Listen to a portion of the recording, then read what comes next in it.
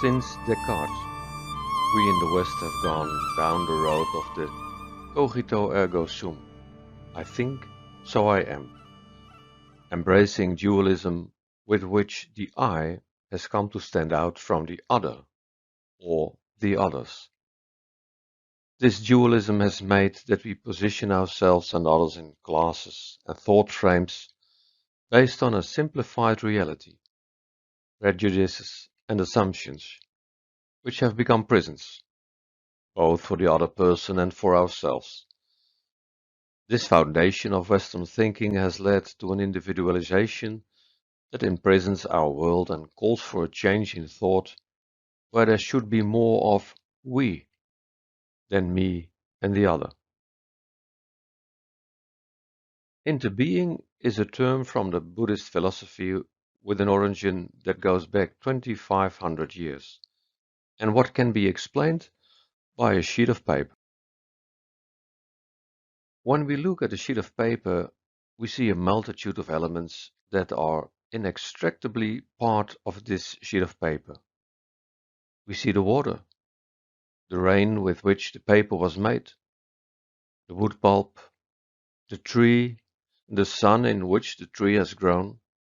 We see the soil in which it stands.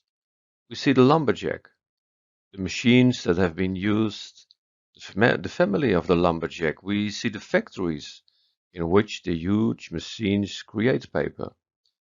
The steel for that machines created from iron originated millions of years ago.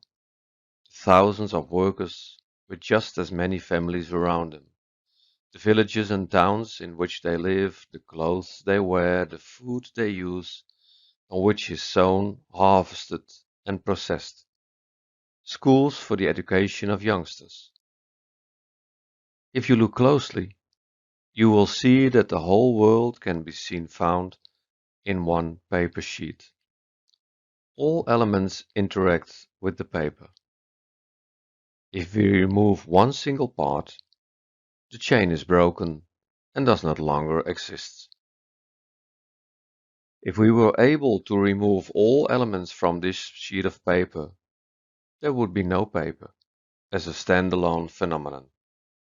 The world is like that sheet of paper, in an inseparable unit.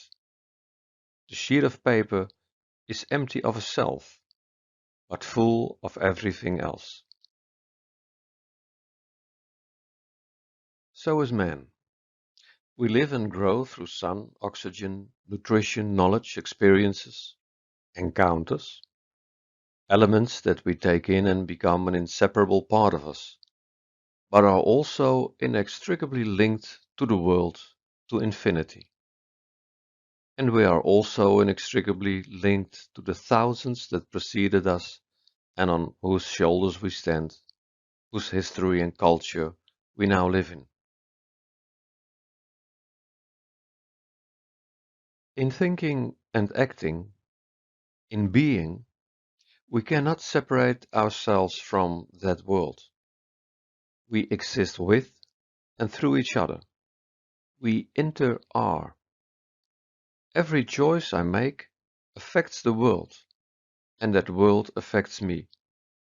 How I relate to the other person, that's how I end up with myself. I am the other one.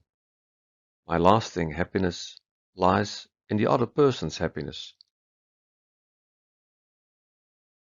Ubuntu is an African philosophy that articulates this and means as much as I am because we are. A person is a person through other people. The affirmation of one's own humanity arises by seeing the other in his or her uniqueness and difference.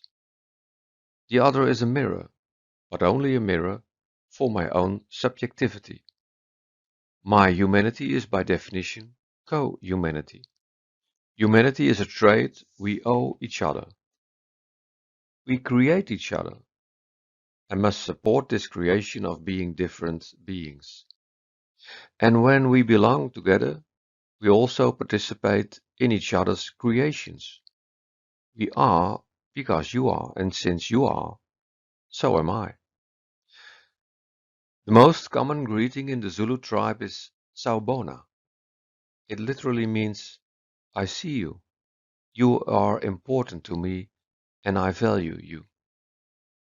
It is answered by Skona, meaning, I am here. Until you saw me, I didn't exist. By recognizing me, you brought me into existence. Let me end with a story of Indra's net, a Buddhist story originating from the 6th century.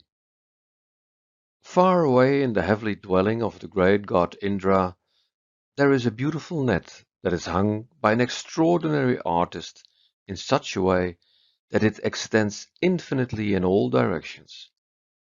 In keeping with the extravagant flavor of gods, the artist has lifted a single glittering jewel at every junction of the net. And since the net itself is infinite in dimension, the jewels are infinite in number, glistening like stars, a beautiful sight to behold. If we select one of these jewels for inspection and look at them carefully now, we will discover that in the polished surface all the other jewels are visible in the net, infinite in number.